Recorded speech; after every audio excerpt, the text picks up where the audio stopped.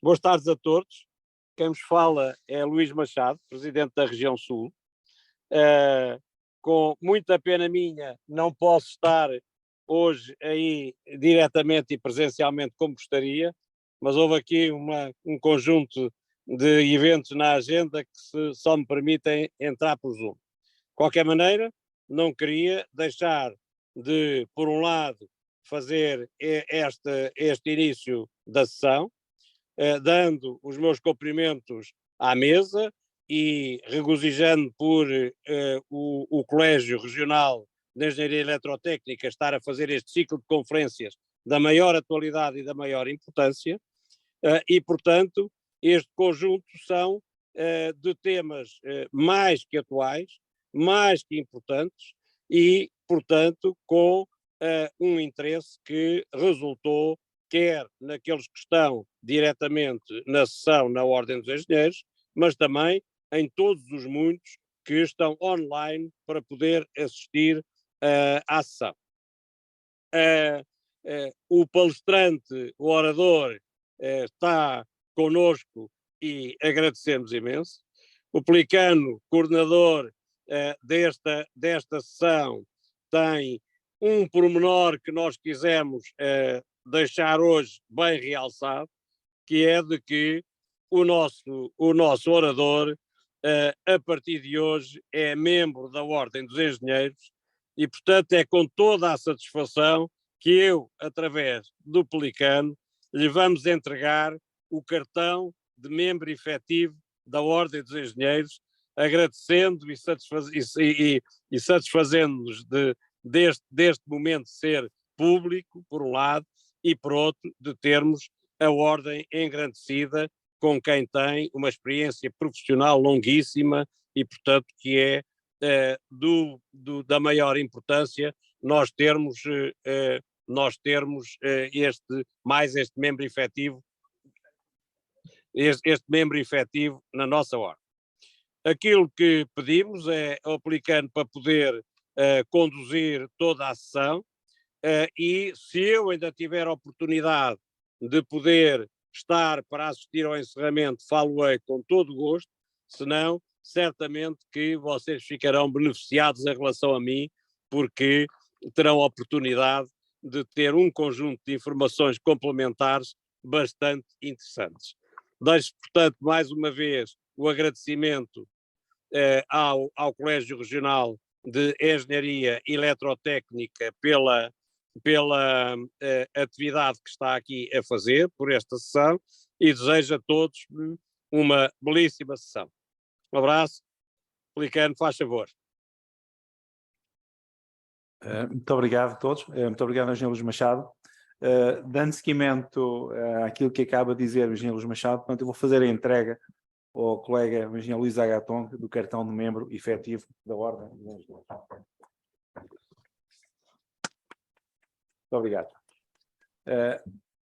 Em nome do Colégio de Engenharia Eletrotécnica, portanto, vamos dar hoje início a um ciclo de conferências dedicados ao tema. Aliás, a Ordem dos Engenheiros elegeu este ano como o ano da energia e clima. Iniciando hoje um ciclo de conferências, portanto, é o ciclo de eficiência energética, concretamente sistemas de monitorização e gestão de energia. Iniciamos hoje este ciclo pelo webinar e presencial, e são temas, e vamos abordar as temáticas dedicadas e temas e desafios que se colocam hoje às empresas.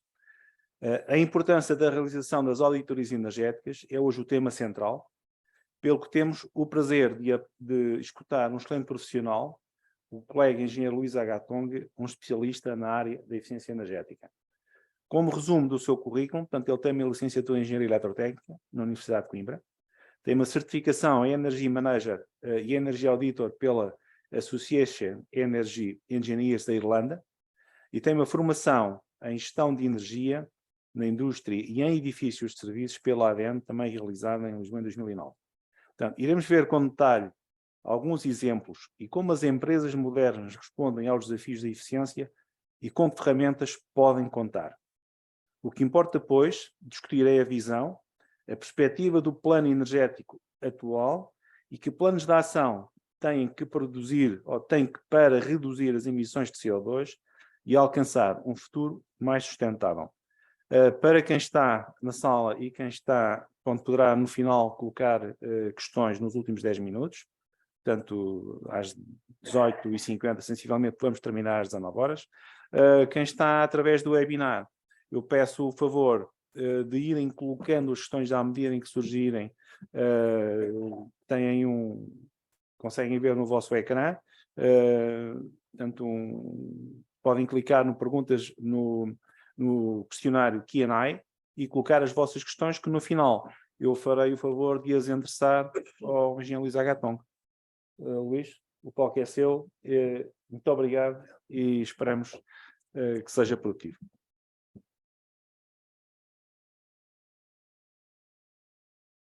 Obrigado, boa tarde a todos.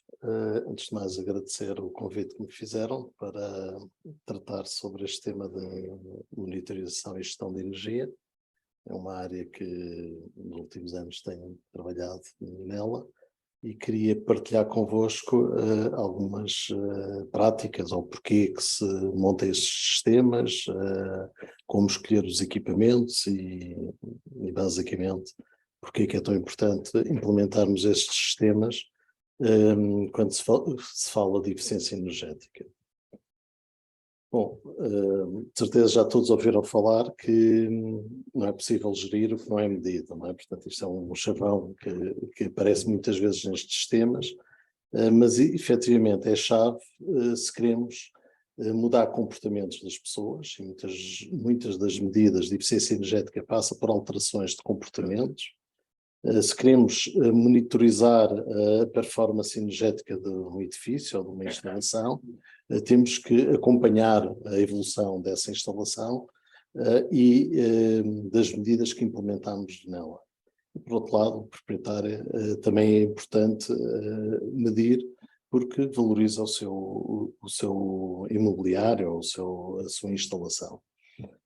Peço desculpa. Bom, e como é que podemos gerir a energia? É uma grande questão. Há várias maneiras. O que é importante é sabermos quanto consumimos, aonde é que consumimos e quando é que estamos a consumir. Muitas vezes só sabemos o quanto, o onde, às vezes temos uma ideia, uma estimativa, uma ideia, e quando muitas vezes não sabemos, não é? E então eu diria que o primeiro passo é olharmos para a fatura de energia. E a fatura de energia diz-nos muita coisa também, que permite fazer alguma gestão.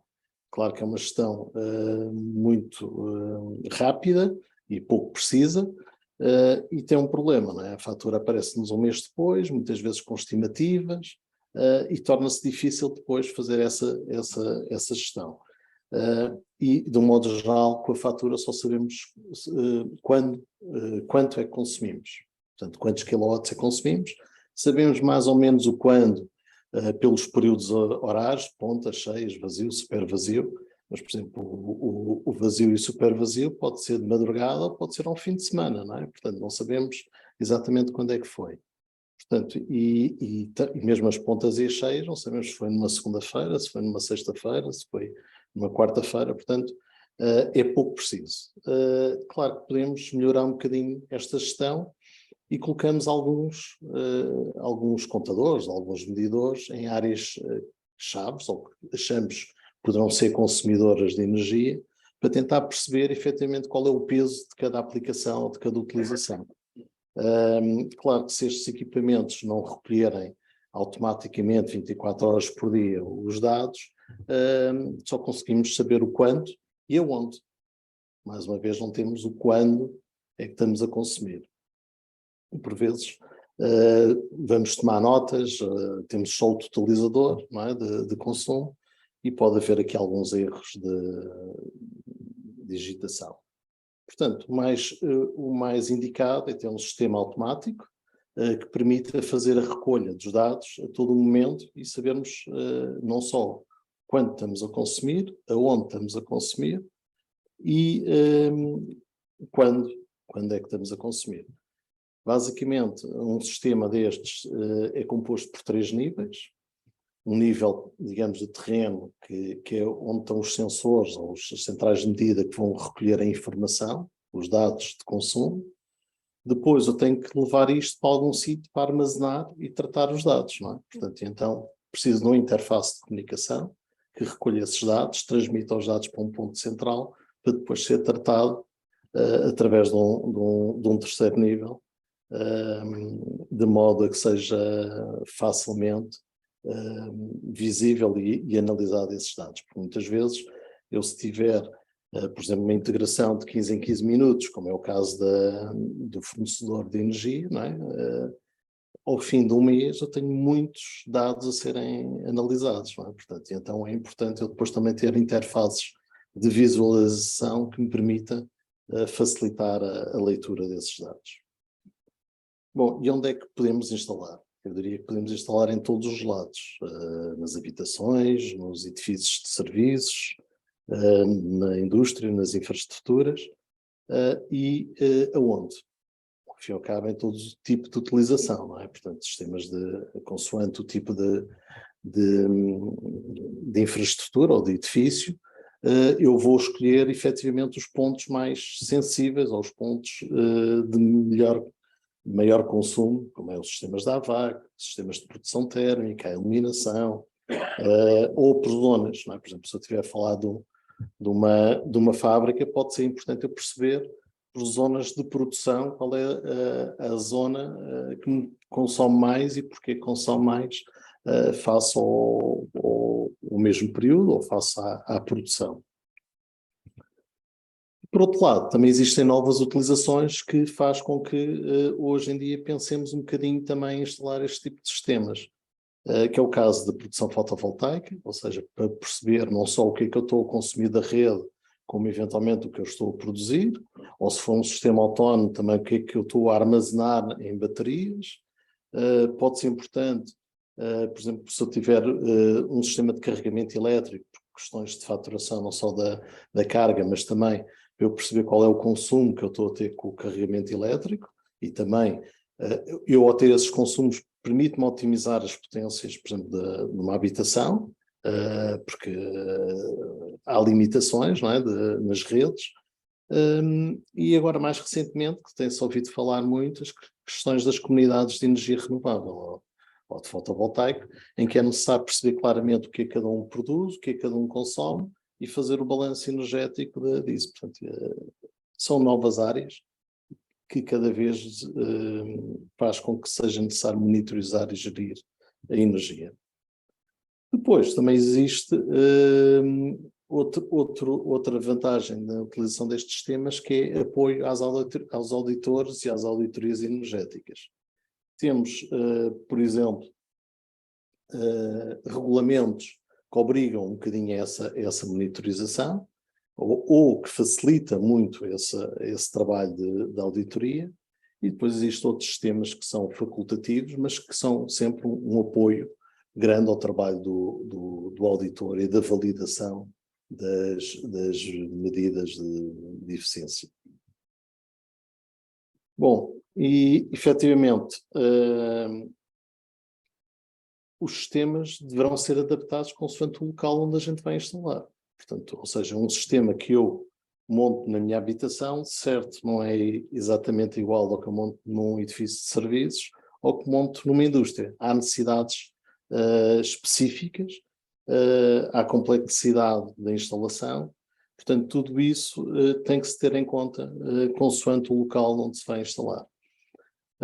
E, por exemplo, na habitação existem soluções de mercado muito simples, que basicamente é o que se quer numa habitação, é que seja fácil de implementar, tipo plug and play, eu chego lá, monto e começo logo a ter os dados, e baseados em ferramentas muito intuitivas e muitas vezes baseadas no telemóvel ou em internet. Está aqui alguns exemplos de algumas marcas, de alguns sistemas que existem, mas basicamente o que é importante é que seja simples e simples de implementar e simples de visualizar e perceber os consumos. Já quando vamos falar em edifícios, já é um bocadinho diferente. E, por exemplo, na parte da certificação energética, no caso da portaria 349 de 2013, existe claramente uma obrigatoriedade de implementação de sistemas de monitorização e gestão de energia. Está aqui alguns exemplos refletidos desta portaria, em que, por exemplo, existe a obrigatoriedade de implementar monitorização de consumos, por exemplo, em motores acima de 12 kW, monitorização de temperaturas, de umidades. Portanto, aqui não estamos a falar só energia elétrica, mas também outras componentes energéticas. E está aqui algum resumo, portanto, ou seja, a contagem de energia elétrica por quadro da AVAC, a contagem da produção térmica e do consumo térmico consoante a desagregação do edifício, motores acima de 12 kW. Portanto, há aqui uma série de sistemas que deverão ser montados para serem geridos. Já quando vamos falar na indústria, a indústria depende muito do tipo de indústria, do tipo de processos, mas existe, por exemplo, neste regulamento do sistema de gestão de consumos intensivos de energia, os grandes consumidores, existe, por exemplo, ali 3 indicadores. Indicadores esses que não são dados por qualquer contador, mas nestes sistemas eu facilmente, através de determinados contadores, onde sejam colocados, eu posso criar coeficientes multiplicativos ou a dividir, de modo a obter diretamente no sistema estes indicadores. E isso é um exemplo de como é que depois para o auditor é muito mais fácil fazer uma auditoria, porque já tem uma série de dados e são dados contínuos ao longo de 365 dias do ano e não durante uma semana ou durante 2 semanas em que decorre a auditoria. Depois aqui em baixo está uma tabela, um pouco só de curiosidade do que é a equivalência em toneladas equivalentes de petróleo para a energia, para o fuel e para outras grandezas. Bom, então, como é que a gente constrói um sistema de monitorização e gestão de energia? Primeiro, definir os objetivos, ou seja, o que é que queremos. Queremos medir energia elétrica, queremos medir gás, queremos medir zonas, queremos medir processos de fabrico. Portanto, perceber, efetivamente, o que é que queremos alcançar. Queremos alcançar cumprir uma normalização, uma obrigatoriedade que vimos há pouco. Portanto, e depois definir quais são as métricas de desempenho. Eu quero os kWh, quero a intensidade energética, como vimos ali, por exemplo, no SGCE. O que é que eu quero? Eu quero, por exemplo, o consumo de kWh por peças produzidas, por exemplo. Portanto, são estas as métricas que eu também tenho que definir. E depois, então, vou definir os pontos de medição. Ou seja, onde é que eu vou colocar equipamentos a medir e com que frequência eu quero medir. Quero medir de 15 em 15 minutos, quero medir uma vez por semana, de mês a mês, consoante o tipo de grandeza, eu posso definir diferentes intervalos e interagir no mesmo sistema com diferentes integrações. Não é? E então depois defino se eu quero utilizar os contadores dos fornecedores ou se quero utilizar outros contadores, de modo que me permita fazer uma desagregação mais profunda ou mais dos consumos, não ter só o consumo geral, ou até mesmo, muitas vezes coloca-se um outro contador também para o geral da instalação, o chamado contador sombra, que permite avaliar se o outro contador está a medir bem e a classe de precisão da medição. Portanto, estes pontos são os pontos de partida para construir um sistema. Bom, e então, cá está. Como é que eu vou definir o ponto de medida? Portanto, se é eletricidade, se é de entalpia, se é por diferença, qual é a métrica, o que é que eu vou medir, se é aquecimento, se é iluminação, se é o AVAC, a frequência, portanto, que há pouco já disse, ou seja, de 15 em 15 minutos, 10 em 10 minutos, e onde é que eu vou colocar? O onde também tem muitas vezes a ver com a distribuição ou com com a rede que tenho do local onde vou instalar. Por exemplo, eu posso até querer colocar um contador para medir a iluminação, mas, por exemplo, a iluminação aqui no edifício pode ser complicado eu ter o total da iluminação. Porquê? Porque eu tenho, se calhar, um quadro neste piso para a iluminação deste piso, um outro quadro para outro piso, e por aí adiante. Se calhar tenho que definir mais do que um contador para a iluminação, de modo que possa agregá-los todos numa única contagem e ter essa desagregação, por exemplo, da iluminação. Bom, e a nível de métodos de medição, eu posso medir de diferentes maneiras. Podemos fazer uma medição direta, ou seja, eu coloco efetivamente um contador no circuito e meço efetivamente esse circuito, e sei exatamente o que é que eu estou a consumir nesse circuito. Isto normalmente é um método de medição mais fiável e mais preciso. Posso utilizar um outro método que é a duração de funcionamento, ou seja, por exemplo, muitas vezes a duração de funcionamento é utilizado para a iluminação. Porquê? Porque a iluminação, se não houver a regulação, não é? Por exemplo, se for uma situação que não há regulação da iluminação, basicamente é a potência da lâmpada, não é? Vezes o número de horas que ela trabalha. Portanto, a duração de funcionamento, se eu estiver a monitorizar o número de horas de funcionamento, multiplico pela potência do equipamento e tenho a medição. Pode ser um modo indireto. O modo indireto normalmente é o que é utilizado nas auditorias energéticas, ou seja, é um equipamento de medição portátil em que eu vou medir durante um determinado período e depois faço uma extrapolação para todo o ano, em função das faturas ou em função de alguma medição que eu tenha sazonal, não é? Portanto, é uma medição menos precisa, porque tem alguns pressupostos é definido alguns pressupostos nessa medição. Um outro método é através de uma análise de dados. Por exemplo, eu já tenho algum sistema que dá uma série de informação.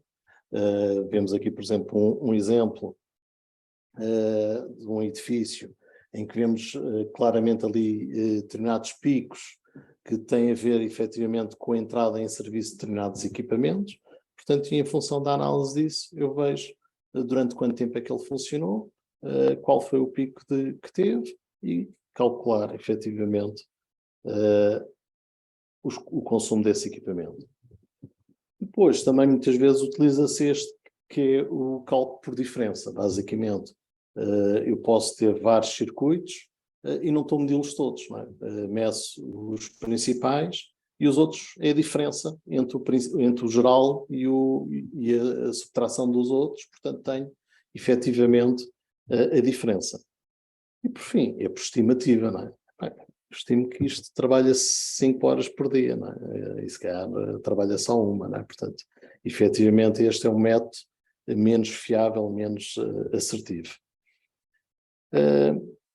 Não sei, também existe que há pouco também apresentei ali, o protocolo de medição e verificação, é um protocolo usado na eficiência energética, em que basicamente existe correções, ou pode haver correções às medições de referência antes da implementação de uma medida de eficiência energética, mas depois há variáveis que vão influenciar o resultado final. Portanto, e isto tem métodos define determinados métodos de medição, mas vão um pouco de encontro àqueles que eu disse. Por exemplo, este protocolo define 4 opções de medição. Uma que é medir todos os parâmetros, por exemplo, é o caso de eu colocar um contador de energia e meço todos os parâmetros, tensão, corrente, potência, horas de funcionamento, portanto, e consigo ter tudo. Depois existe uma opção B, que é alguns parâmetros são medidos, outros não, portanto, outros estão, peço desculpa, eu enganei-me. A opção A é só os pontos-chave, portanto, ou seja, só vou medir, por exemplo, a potência, as horas, os estímulos. O B é que eu meço todos os parâmetros.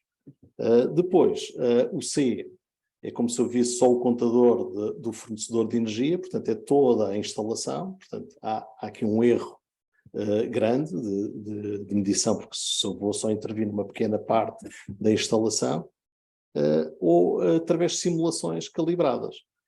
Portanto, estes métodos são usados consoante o tipo de intervenção de eficiência energética que se vai fazer. Mas aqui só uma ponte para perceberem que efetivamente o que eu disse anteriormente dos métodos de medição tem aqui um protocolo também que pode ser seguido e vai de encontro um bocadinho a essas metodologias.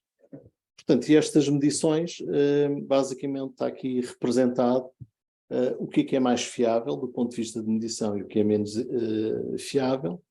E depois, efetivamente, eu se vou colocar um contador para medição direta, eu tenho custo de exploração mais baixo, ou seja, eu monto e depois já não preciso fazer grande coisa, porque estes equipamentos fixos normalmente não têm grandes necessidades de calibração, ao contrário, por exemplo, de que é uma medição indireta, em que de X em X tempo eu tenho que calibrar os equipamentos e validar a sua medição. Claro, os custos de instalação mais baixos são as estimativas, que eu não instalo nada, não é? Portanto faço só uma estimativa em função de determinada experiência que tenho sobre a matéria e então os custos são mais baixos. Aqui depois tem alguns exemplos de localização de medições numa instalação, em que podemos ver no primeiro diagrama, a verde são medições diretas e depois a cinzento estão medições indiretas, não é? Indiretas não, por estimativa.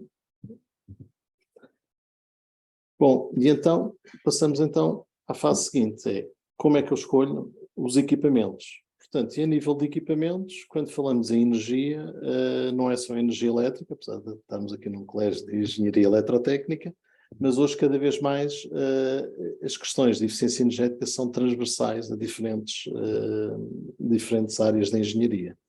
Portanto, então, podemos ter equipamentos de medição elétrica, de gás, de água, de energia térmica, de condições ambientais, seja temperatura, umidade, CO2, caudal. E quando falamos em caudal pode ser ar comprimido, vapor, gasóleo ou outro tipo de grandeza. Quando falamos de equipamentos de medição de energia elétrica,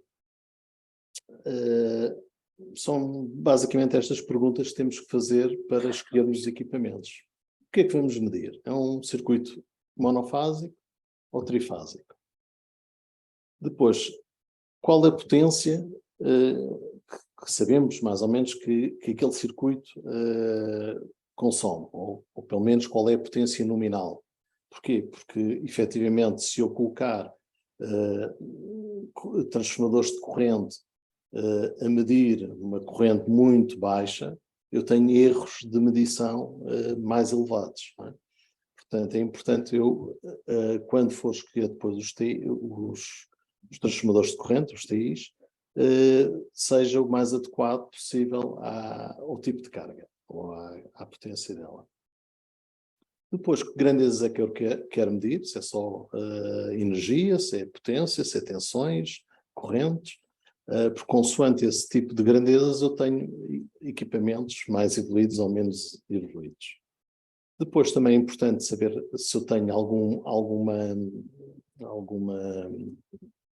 necessidade do ponto de vista de precisão da medida, se eu quero uma coisa bem precisa, ou seja, tenho que escolher um equipamento com uma classe de precisão melhor, assim como depois os TIs. Onde é que eu quero instalar esse equipamento? Se é encalhadinho, se é num painel. E depois, se estamos a falar de um sistema de recolha automática de dados, eu tenho que definir como é que eu vou recolher essa informação. Ou seja, o equipamento tem que ter que tipo de porta de comunicação ou que tipo de comunicação é que ele vai fazer. Se é por impulsos, se é por um sinal analógico, se é uma porta 485, se é por Ethernet. Portanto, isso é outro ponto a termos em consideração. Associado também à medida elétrica, naturalmente está a questão dos TIs, ou dos transformadores de corrente. Portanto, é importante que eu escolha os transformadores de corrente mais adequados à potência do circuito, porque senão aumento o erro da medição. E de um modo geral, os transformadores de corrente têm uma saída, ou seja, têm um secundário de 5 amperes ou de 1 ampere. No entanto, existem outros que também existem no mercado, mas têm que ser adequados ao equipamento de medida, que é o caso dos transformadores chamados transformadores Rogowski, que são aquelas pinças maleáveis, não é? Que normalmente têm uma tensão de 300 milivolts ou algo assim do género, ou 250 milivolts, depende dos fabricantes. Portanto, quando escolhermos o TI, temos que ver se o equipamento de medida admite 1 ampere, ou admite 5 amperes, ou admite estes milivolts. Depois, também, o que é importante no TI é perceber qual a sua dimensão interna, ou seja, se é para um cabo, se é para um barramento, e qual é a sua dimensão, porque senão, e é o que muitas vezes acontece, é que vamos para montar um equipamento e depois, efetivamente, o TI não cabe lá, porque se calhar são 2 ou 3 cabos, e uns vão para a esquerda, outros vão para a direita, e depois o TI não dá. E então, naturalmente, tem que se ver essas questões para acautelar, e uma maneira também, às vezes, que facilita é os TIs abertos, principalmente em instalações existentes, ou de núcleo aberto, porque do ponto de vista de instalação é muito mais simples. Ter atenção que muitas vezes também nestes equipamentos de medição não é tido atenção como é que é montado o TI. O TI é importante que esteja, normalmente no TI, ou no transformador de corrente, existe uma marcação P1, P2, em que P1 é a origem da corrente, P2 é a saída da corrente, e deve ficar efetivamente orientada dentro dessa direção. Se eu inverter, eu vou ter correntes negativas, não é? Ou estou a medir correntes negativas, e naturalmente depois saem potências negativas. Portanto, muitas vezes vemos sistemas montados e não estão a medir corretamente pela inversão do TI, ou também pela informação que normalmente eles têm, que é as ligações que vão ligar depois ao contador, que é o S1, S2, ou o K e L, consoante os fabricantes têm essas nomenclaturas, que devem ser colocadas exatamente no S1 e S2 do contador, ou no K e L do contador. Porque se não o fizer assim, também vai haver inversão e pode haver medições erradas. Quando falamos de gás, o que é que temos que ter em conta para escolher um contador de gás? Qual é o tipo de gás? Se é natural, se é propano, se é butano, portanto, consoante o tipo de gás. Qual o diâmetro da tubagem? O tipo de ligação, se é roscado, se é flageado. Claro que depois isto pode haver adaptações, mas de qualquer maneira é importante ver isso. Sempre que possível sabermos qual é a pressão que existe na rede, para termos, mais uma vez, uma precisão da medição melhorada, e o caudal também dessa instalação. E depois, se quisermos ter medições mais precisas, se fazemos uma correção da temperatura ambiente. Okay? Mais uma vez, eu diria que em todos estes sistemas de medição, temos que pôr a questão como é que vamos recolher a informação.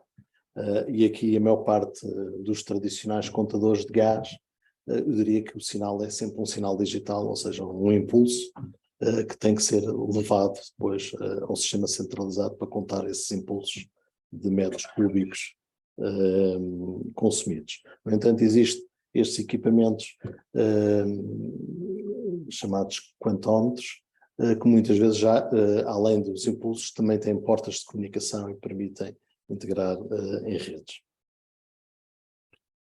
Na água, eu diria agora nesta parte mecânica, muitas das medidas são idênticas, ou seja, qual é o diâmetro, qual o tipo de ligação, se é roscado, se é flageado, qual é a pressão e o caudal da rede. Aqui o comprimento pode ser importante porque o contador tem determinada medição e pode não caber, determinado tamanho e pode não caber lá no sítio, não é? Claro que isso há sempre adaptações que podem ser feitas. De qualquer maneira, é um ponto a ter em conta, assim como o tipo de fluido, de água. Se é água quente, se é água fria, será diferente. Também existem contadores que obrigatoriamente eu tenho que definir se ele vai ser montado na horizontal ou na vertical, porque senão podem não contar corretamente. E mais uma vez, também, como é que é a saída dos dados de consumo. Depois existem estes equipamentos para medição de energia térmica, que vimos há pouco, por exemplo, no regulamento dos edifícios, que é obrigatório instalar equipamentos desta natureza para poder desagregar os consumos, por exemplo, das águas quentes sanitárias, ou, por exemplo, perceber efetivamente a quantidade de água gelada ou água quente que é produzida por um sistema da AVAC. E aqui é preciso, efetivamente, perceber o que é que eu vou fazer com esta contagem. Vou medir calor ou vou medir frio? Porque existem equipamentos que basicamente têm, digamos, o seu firmware está adaptado consoante o tipo de energia térmica que eu vou medir. Depois, onde é que eu vou colocar este contador? Se é na medição da ida ou do retorno da água quente ou da água fria. O diâmetro da tubagem, se a tubagem é roscada ou flageada. Mais uma vez, qual o caudal previsível, que é para diminuir o erro de medição. E como é que eu vou buscar os dados de consumo. Portanto, qual é o protocolo de comunicação que eu vou usar. Depois, a nível de condições ambientais, há um leque de sensores que muitas vezes são importantes termos num sistema destes, porque efetivamente os consumos elétricos ou os consumos térmicos variam muitas vezes com variações destas grandezas. Portanto, é importante aqui eu perceber quais as grandezas que eu quero medir, qual a gama de medição, se souber, não é? Onde é que eu quero medir? Se é um espaço ambiental, por exemplo, perceber a temperatura e a umidade desta sala, ou se é na conduta de ventilação a esta sala, portanto são equipamentos diferentes. E, mais uma vez, como é que eu vou buscar a informação? Que protocolo de comunicação, ou como é que, por impulsos ou por sinais analógicos, que eu vou buscar esta informação? Pronto. E a nível de caudal, vai um pouco também dentro das outras instalações mecânicas. Qual o diâmetro da tubagem, que tipo de ligação, a pressão e o caudal de utilização, o tipo de tecnologia, se é ultrassónico, se é vortex, o que é, qual a grandeza que eu vou medir, se é vapor, se é ar comprimido, e depois como é que eu vou buscar os dados, não é, da medição. Por fim, também, muitas vezes não necessitamos de implementar contadores nas instalações. Muitas vezes as instalações têm equipamentos que têm portas de comunicação ou têm saídas analógicas ou digitais em que eu posso ir lá buscar essa informação. Isto é alguns exemplos de alguns equipamentos que estão no mercado e onde eu posso ir buscar dados, não é? Por exemplo, posso ir buscar os relés barimétricos de uma bateria de condensadores, não só para ir buscar o fator de potência, mas como eu posso ir buscar outros dados que me facilitem do ponto de vista de manutenção também. Os variadores de velocidade, os inversores de energia fotovoltaica, para saber qual é a produção que tenho, os disjuntores, as UPS, portanto há um sem número de equipamentos onde eu posso ir buscar essa informação. Há pouco referia que nos edifícios, por exemplo, tem que ter a questão da potência elétrica e térmica, por exemplo, do AVAC, mas há muitos sistemas da AVAC que já têm essa informação que eu posso ir lá buscar e não necessito desse contador. Pronto, isto é o primeiro nível, é os contadores, é os equipamentos que me vão dar dados para eu depois tratá-los. E agora tenho o segundo nível, que é os interfaces de comunicação. Portanto, aqui o interface de comunicação, eu diria, há um sem número de protocolos de comunicação. Estes são os mais habituais, se quisermos dizer assim, os que são com cabo e wireless, em baixo. E eu diria que, consoante o tipo de contador, ou se é de eletricidade, se é de gás, se é de água, muitas vezes está mais presente um protocolo do que outro protocolo. E muitas vezes temos que ter mais do que um protocolo numa instalação, mas o que é importante é que todos confluem para o mesmo ponto para poderem ser tratados, os dados.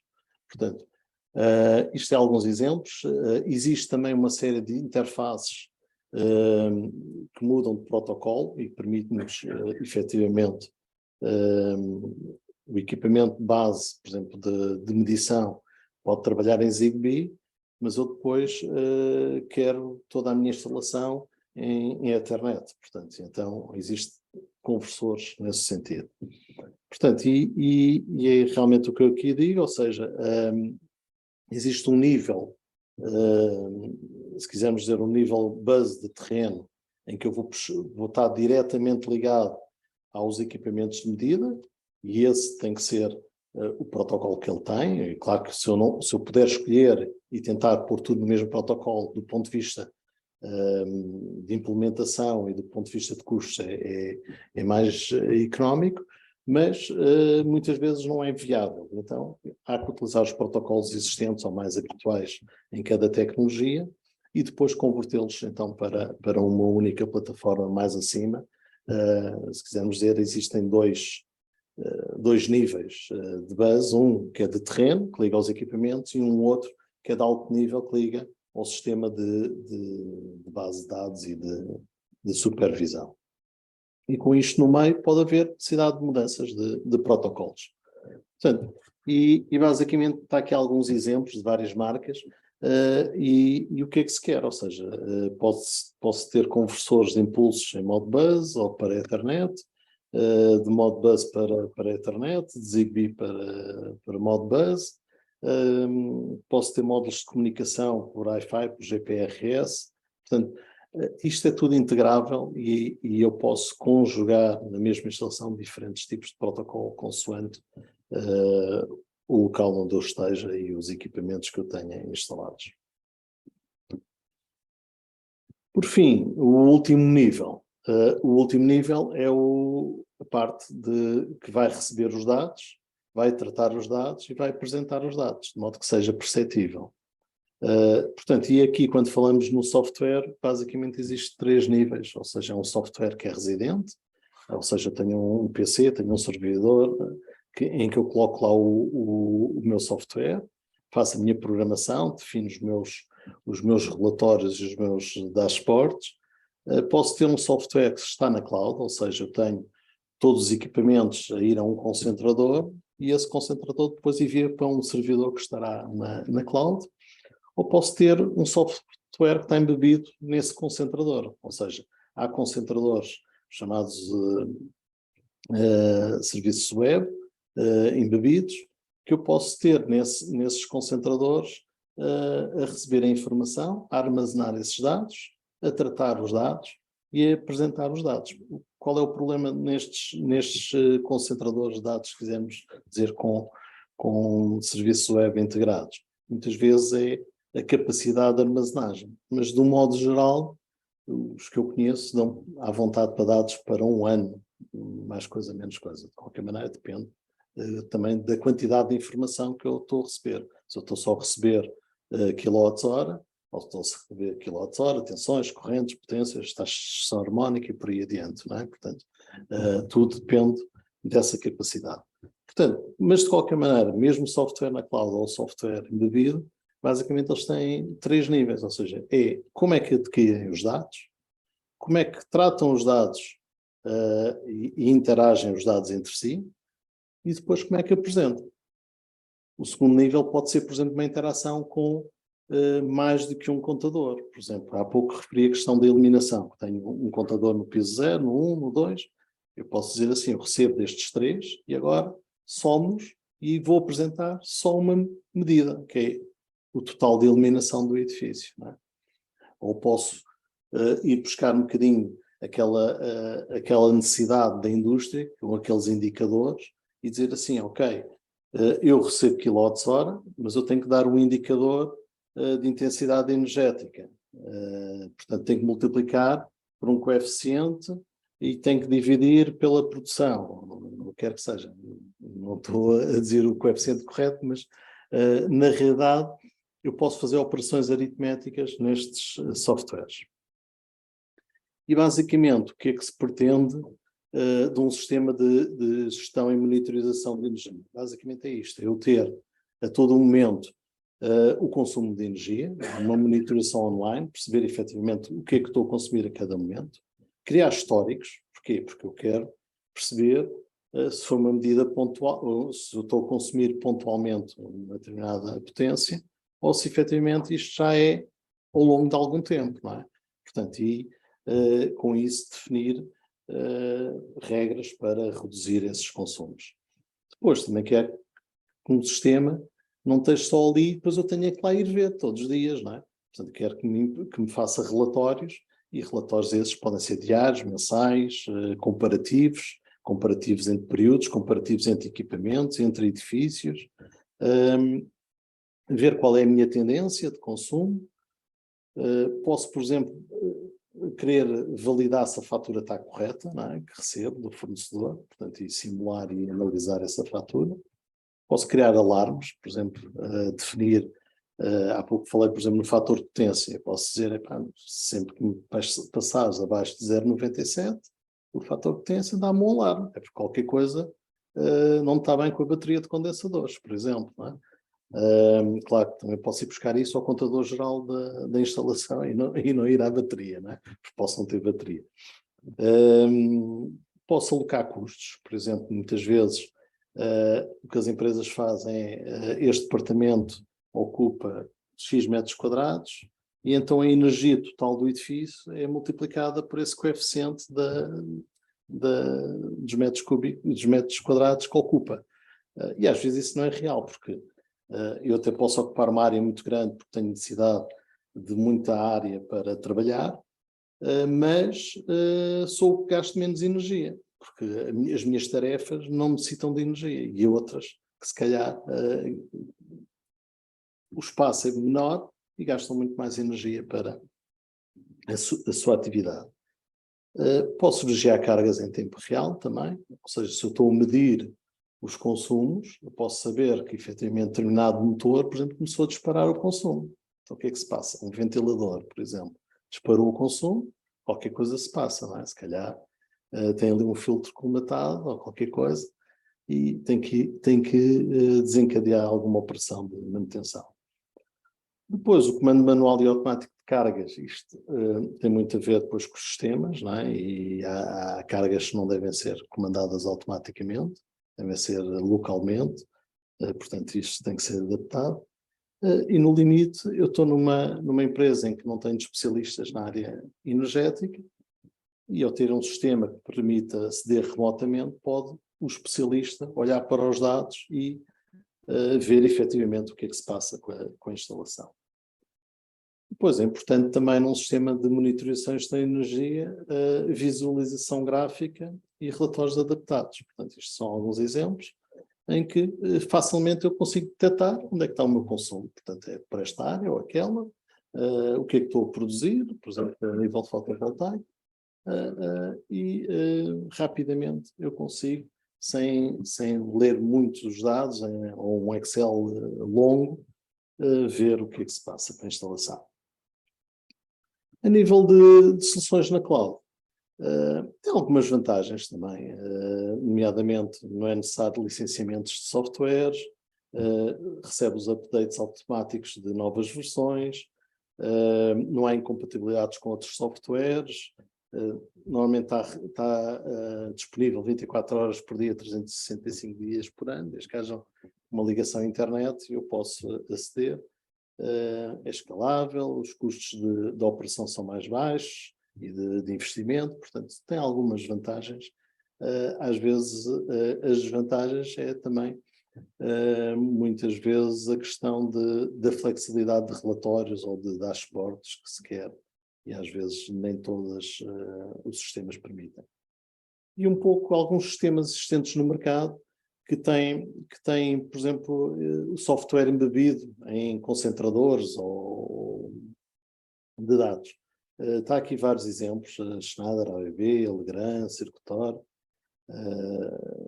por exemplo, estes casos aqui da Socomec e da carga à base, nem sequer existe propriamente um contador em que tenha um ecrã que eu consiga visualizar o seu consumo, ou seja, são módulos extremamente pequenos, interligados entre si, em que uns fazem, por exemplo, medição de tensão, outros de corrente, e depois ele automaticamente faz a conta, não é?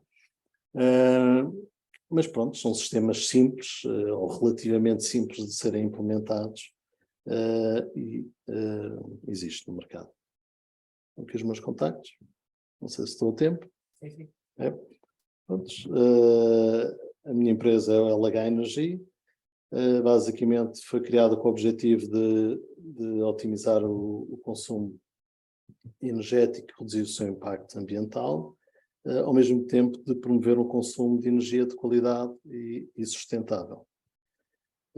Atuamos essencialmente na prestação de serviços e soluções inovadoras na área da gestão de energia e pronto, deixo aqui algumas das áreas de intervenção, nas auditorias, na consultoria, no levantamento das instalações e de equipamentos, de responsabilidade técnica de instalações, de adaptação de sistemas de fator de potência e pronto, muito rapidamente. Muito obrigado. Portanto, eu queria agradecer ao colega pela sua exposição. Muito obrigado. Pode continuar, Luís.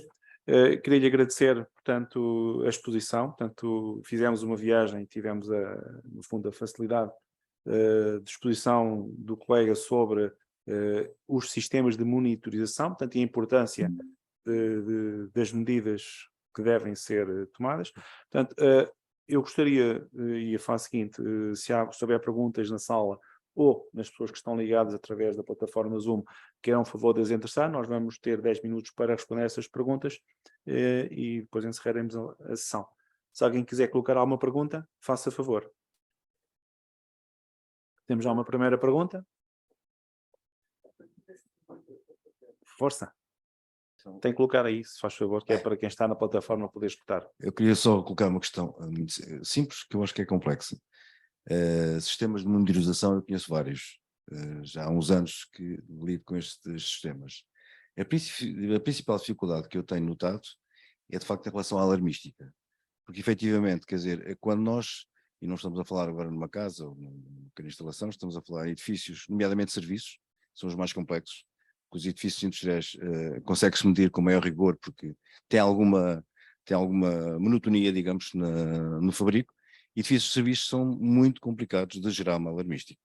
O que eu gostaria de saber é se, de facto, já tem alguma coisa desenvolvida sobre essa matéria, pegar no histórico, fazer, enfim, simulações relativamente ao histórico, porque, de facto, em toda esta exposição, mal se falou nessa questão, e para mim é a questão mais importante de todas, porque, de facto, eu posso ter 500 contadores, mas eu não tenho capacidade de estar a olhar para eles, se eu não tiver uma alarmística adequada. Penso que é um complemento absolutamente fundamental de qualquer sistema desses, e foi a principal razão porque eu vi esta sessão.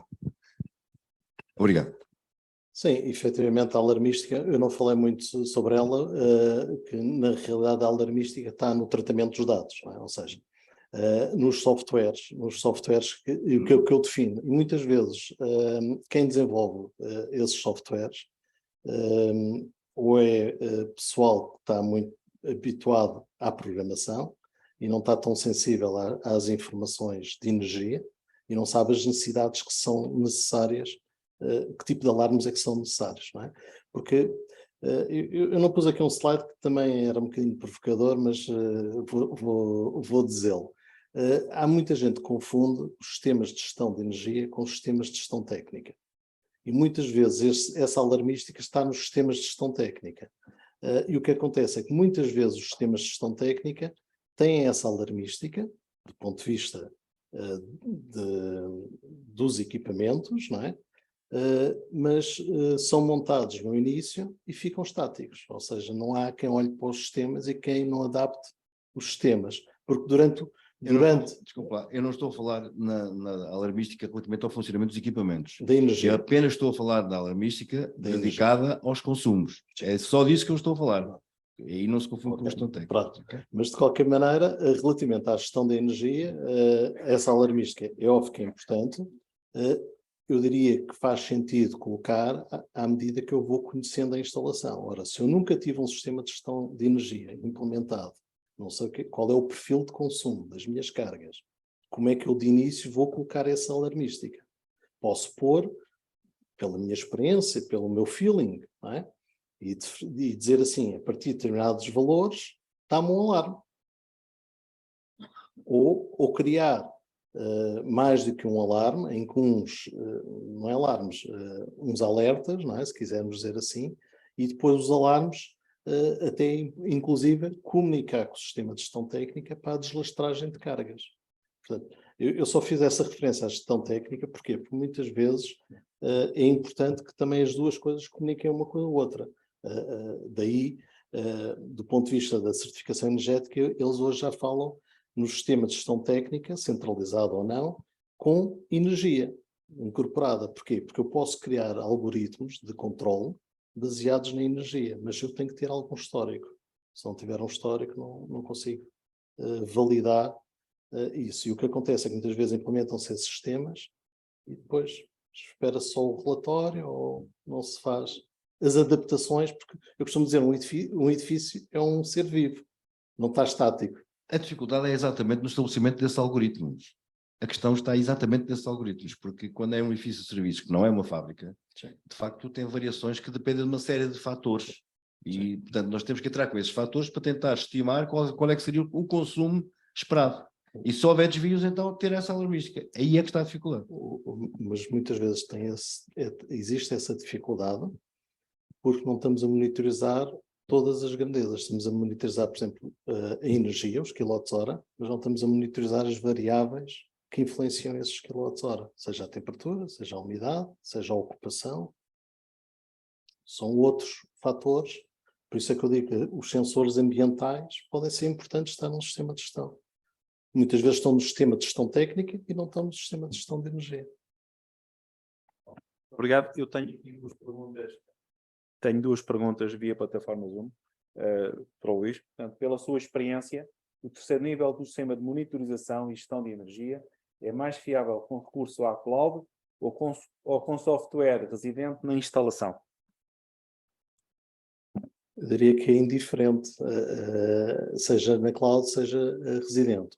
O que é no residente tem custos de instalação maior e desenvolvimento maior, mas pode ser mais adaptado à instalação, porque muitas vezes os sistemas da cloud, não estou a dizer todos, há sistemas na cloud que também permitem essa adaptação ou essa personalização ao cliente, mas muitos deles são limitados. Eu quero agradecer a todas as pessoas que estão a assistir via plataforma, às pessoas que estão aqui também presencialmente, agradecer em particular ao engenheiro Luís Agatongo. Como ele disse muito bem, estes sistemas são de interesse global. Nós fizemos, e foi o Colégio de Engenharia Eletrotécnica que teve, no fundo, a organização deste evento. No entanto, foi partilhado, dada a transversalidade do tema, com os colégios de Engenharia Ambiente, Engenharia Civil e Engenharia Mecânica, para além de Engenharia Eletrotécnica. Vamos continuar cada mês com um tema, vamos ter vários ciclos. A próxima sessão webinar vai ser no dia 13 de fevereiro, portanto foi aqui também falado a importância de um tema sempre atual, que são as comunidades de energia renovável. Vai ser o próximo tema do nosso debate, no dia 13 de fevereiro. Iremos lançar brevemente toda a sua divulgação e a inscrição. Esperamos voltarmos a tê-los juntos, ou estarmos juntos, em fevereiro. E depois daremos informação sobre sempre as sessões seguintes. Portanto, muito boa noite, agradeço a todos a participação, espero que tenha sido útil e até uma próxima oportunidade.